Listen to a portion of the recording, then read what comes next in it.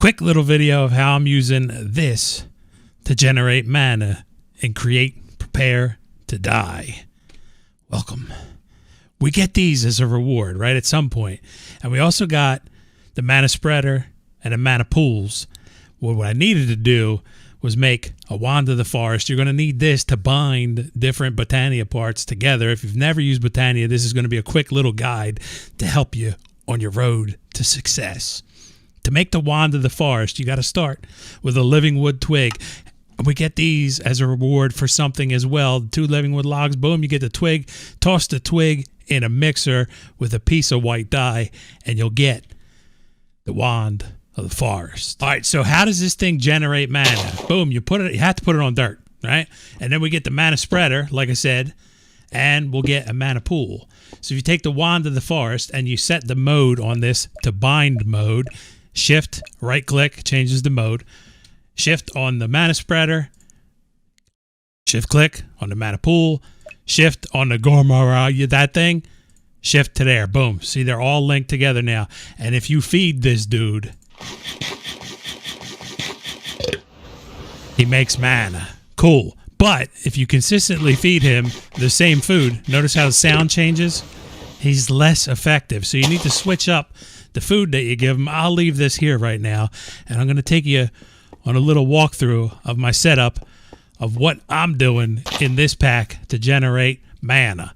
Let me link this guy again so he doesn't forget where he's going. And let's start. We're going to climb.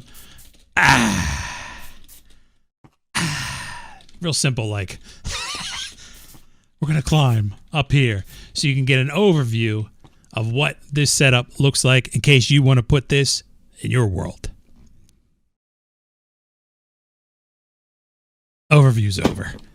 This thing is called an animated torch, and when it's given a redstone signal, it'll flip-flop 180 degrees the direction that it gives a redstone signal. So right now it's giving one to the left. Boom. It just flip-flopped, and now it's giving one to the right. And this is called a hovering hourglass. Inside this hourglass, you put pieces of sand, and that determines how long it takes for the hourglass to flip if you're unfamiliar with this. And when it flips, it gives this torch the redstone signal, and the timing is a little off. But boom, there you go. And it flips, right? So right here, it's sending a signal to this. This is a pulse repeater because we don't want a constant pulse going through there. And this is set to 2 ticks. This is a pulse extender. This is set to 4 ticks. And on the other side of this, I have a redstone torch, which emits a constant signal unless it gets a pulse from that. And then it stops emitting the signal, and it releases the Krakens out of this box. I got smart chutes under here, and on here, you right click, boom, set that to exactly 1 on all of these. This side is going to feed the Gourmarylis, that thing, bread. And on the other side, the only other food that I had an option to make is a sweet roll. So let me do this real quick. Let's set this up, and I'll show you how it works. I got 60 sweet rolls. We're going to go 60 bread, put this back in the box. And if I do something like this, we can have Minecraft do the math for us, right? Real simple, like, and we'll go 20 bread. Where's this thing at? It's pointing this way. Perfect. We'll put the bread in this time. Boom, boom. And we go over here after it flip-flops. Sweet rolls. Boom, boom. And then we go back up top. Nice and simple, remember? Oh, yeah, yeah. And we watch how it works.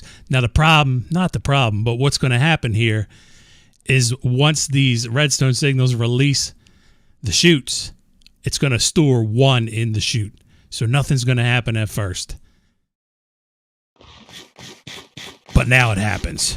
So now it just fed sweet rolls. Boom. And it's sending the mana. We can use the wand to check.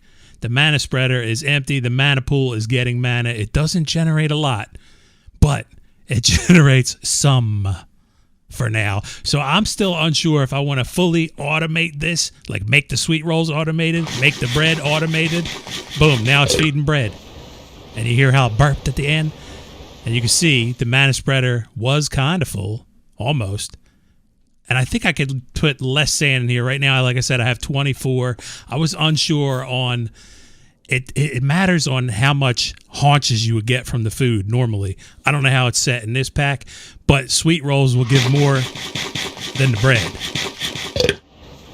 See? So we got to make sure that mana spreader is empty before we feed it new stuff, and we got to make sure that the Gourmarylis deal is empty before we feed it bread. So maybe 16 pieces of sand will be more than enough for this setup, but that is how I'm getting mana, and we could use the mana to make blue ingots like so. There's not a lot in there right now, but we can make blue ingots and keep moving forward in this here mod pack. Thank you for watching. Peace.